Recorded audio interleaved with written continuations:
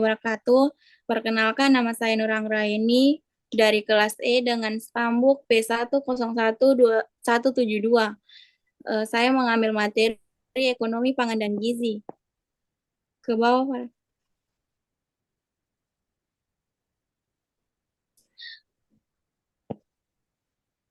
Pengertian ekonomi pangan gizi. Ekonomi pangan gizi ilmu yang mempelajari bagaimana menyeimbangkan kebutuhan manusia yang tidak terbatas akan zat gizi karena pertambahan penduduk dengan jumlah bahan yang dijadikan makanan atau yang menghasilkan zat gizi.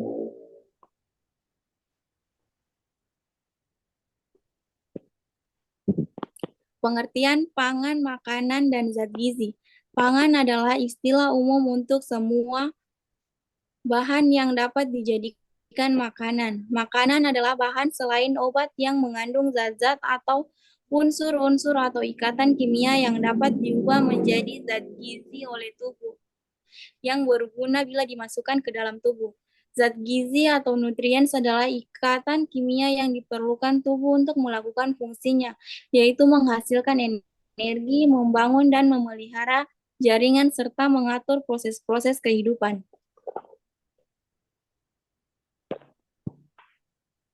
Ruang lingkup ilmu gizi. Ruang lingkup cukup luas dimulai dari cara produksi pangan, perubahan pasca panen, penyediaan pangan, distribusi dan pengolahan pangan, konsumsi makanan, serta cara pemanfaatan makanan oleh tubuh yang sehat dan sakit. Ilmu gizi berkaitan dengan ilmu ergonomi, peternakan, ilmu pangan, mikrobiologi, biokimia, fal, biologi molekuler, dan kedokteran.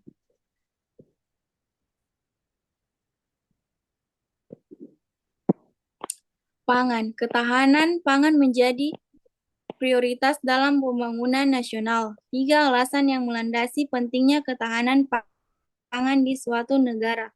Yang pertama, akses atas pangan yang cukup dan bergizi bagi setiap penduduk merupakan salah satu pemenuhan hak asasi manusia. Yang kedua, konsumsi pangan dan gizi yang cukup merupakan basis pembentukan sumber daya manusia yang berkualitas. Yang ketiga, ketahanan pangan merupakan basis bagi ketahanan ekonomi, bahkan bagi ketahanan nasional suatu negara yang berdaulat.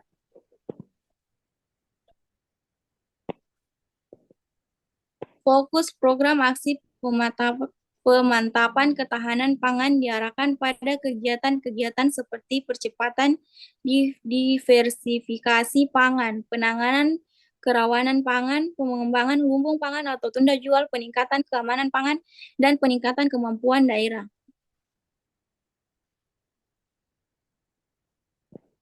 5 prinsip konsep kebijakan harga beras menurut Saleh Afif dan Leon Mers, yaitu yang pertama, perlu ada harga dasar yang cukup merangsang produksi.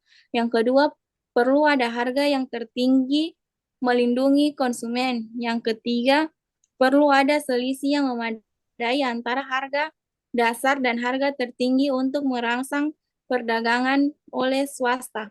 Yang keempat, perlu adanya relasi harga antara daerah, perlu isolasi harga terhadap pasaran dunia dengan fluktuasi yang lebar. Yang kelima, disarankan pula adanya stok penyangga buffer stock yang dikuasai pemerintah.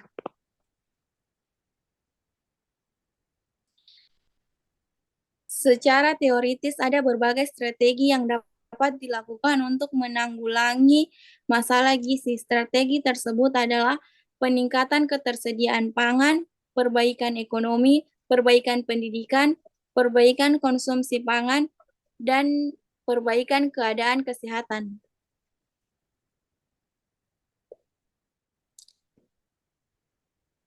Masalah pangan Indonesia dengan pertumbuhan penduduk 1,49% per tahun, Indonesia harus mampu menyediakan pangan untuk 210 juta penduduknya saat ini dan pertambahan setidaknya 3 juta konsumen baru setiap tahun.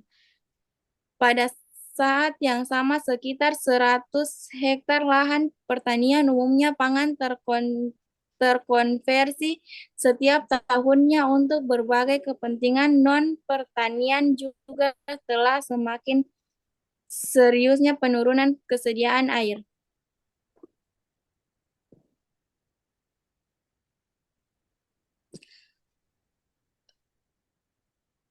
Sekian, terima kasih. Wassalamualaikum warahmatullahi wabarakatuh.